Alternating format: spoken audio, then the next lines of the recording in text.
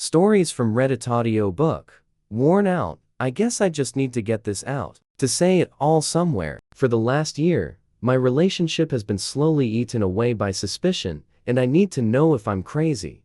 I've been with Chloe for 2 years. The plan was forever. You know, the whole growing old together thing. But a while back, things started to feel off. It's a long story, but I have to tell it all, or it won't make any sense. It all started when she got a new job at a massive distribution center just outside of town. At first, she was all about me working there too. I was struggling to find a job, and she'd say, "Alex, they're always hiring. People quit all the time. You could totally get in." I applied, but nothing came of it. Then, about a month in, her tune changed completely. Suddenly, she was discouraging me. "All the spots are filled," she'd say. "There's no room anymore." At the time, I didn't think much of it. Looking back now, it makes perfect sense that she wouldn't want me there. Soon after, she became hostile. We've always had that kind of relationship, you know. Playful jabs, light-hearted teasing. It was our thing. But this was different. The playfulness was gone,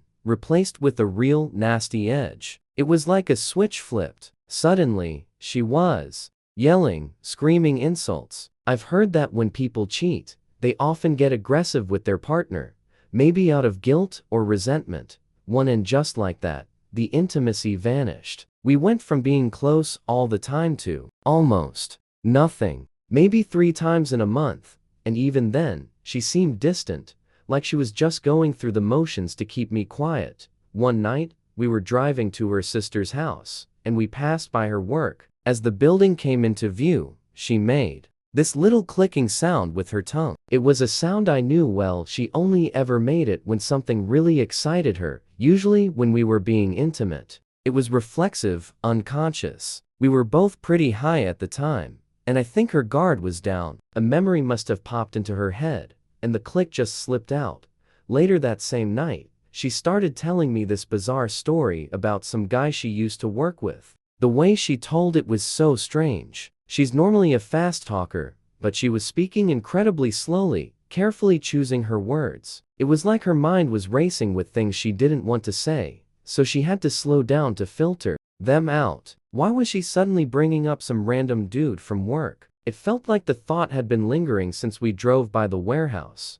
Then came the disappearances. She'd claim she was out doing food delivery for hours on her days off, but she'd come back with $30 and an activity log that showed she'd only worked for an hour.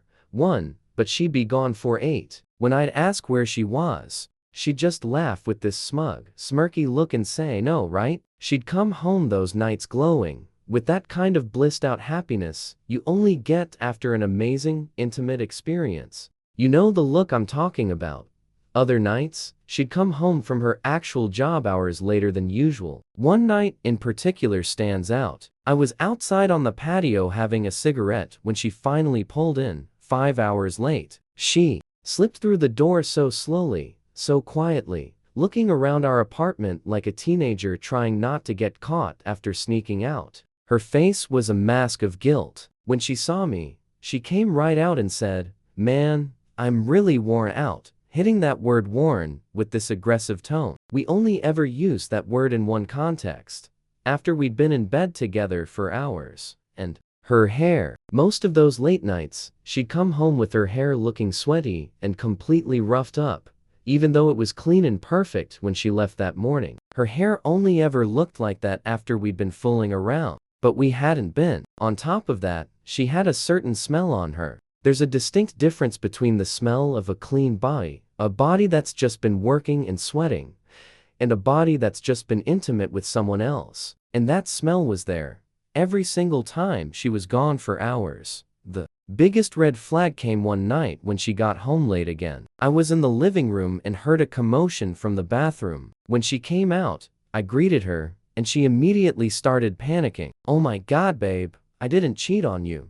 I swear, I didn't cheat. It's just chub rub," she stammered, pointing at a dark, distinct bruise right on her inner thigh. The thought hadn't even crossed my mind until she brought it up. I watched as she tried to pull a small hole in her tights over the bruise to make her story seem plausible, but it was nowhere near it. That was a bruise, No doubt about it. It was exactly where I'd sometimes hold her leg during certain moments. Her panic denial was the biggest giveaway. It reminded me of being a kid, getting caught doing something wrong, and immediately, desperately denying that exact thing. She also started making these weird little jokes about cheating, and would fixate on me not cheating on her. When I'd get home a little late from my new sales job, she'd sometimes accuse me of being with someone else. It's classic projection. 1, 2, 3. She was gone for hours several nights a week, coming home looking and smelling like she'd been with someone else.